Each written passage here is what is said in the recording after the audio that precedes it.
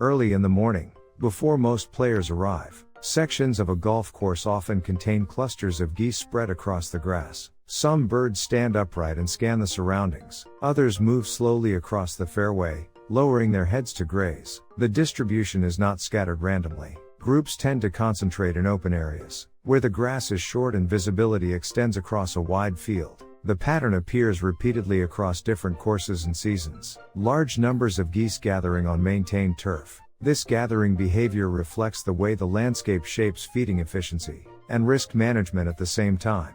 Golf courses provide a particular combination of conditions that are difficult to find elsewhere. The grass is cut frequently and maintained at a uniform height. From the perspective of a grazing bird, this creates a continuous surface of accessible plant material. Short grass allows geese to clip vegetation quickly, without needing to pull or tear through dense stems. Each bite requires less effort, and the bird can move steadily across the surface while feeding. The same short grass also changes how geese detect potential threats. In taller vegetation, visibility is restricted. A predator approaching from the ground can move closer before being detected.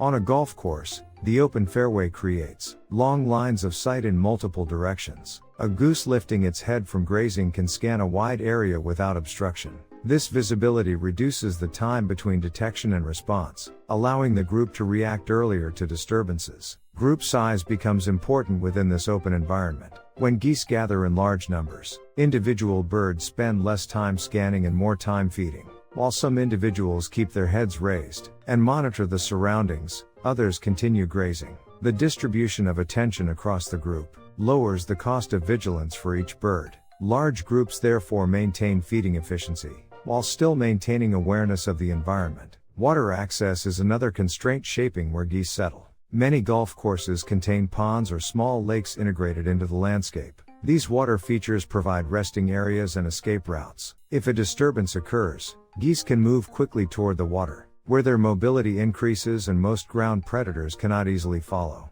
The proximity of water reduces the distance between feeding areas and safe retreat locations, making the surrounding grass more usable as a foraging site. The layout of golf courses also tends to limit certain types of disturbance. During large parts of the day, outside of peak playing hours, fairways may remain quiet for extended periods, compared with parks or agricultural fields that receive frequent human activity. The predictable schedule of course use creates intervals when the environment remains relatively stable.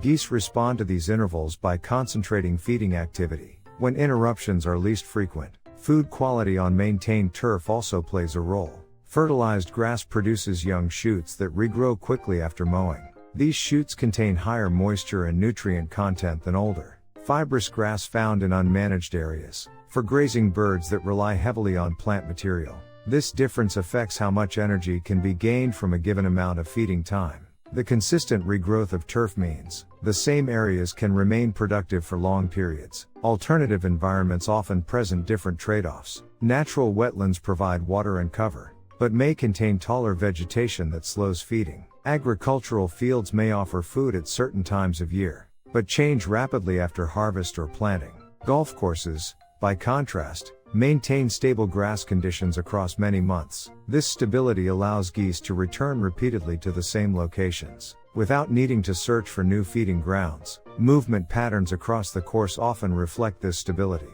Flocks may arrive in the early morning, spread across several fairways, and graze gradually as they move between patches of grass. Periodically, individuals lift their heads, adjusting position within the group or shifting slightly toward water. The overall pace remains slow and coordinated. Feeding and vigilance alternate continuously, as the group maintains awareness while exploiting the available grass. As daylight increases and human activity begins to rise, the distribution of the birds may change. Some individuals move toward ponds, while others relocate to quieter sections of the course. The concentration seen earlier gradually disperses, yet the same pattern often reappears the following day. The maintained turf, open visibility, and nearby water continue to offer a combination of feeding efficiency and manageable risk. Over time, repeated use reinforces the pattern.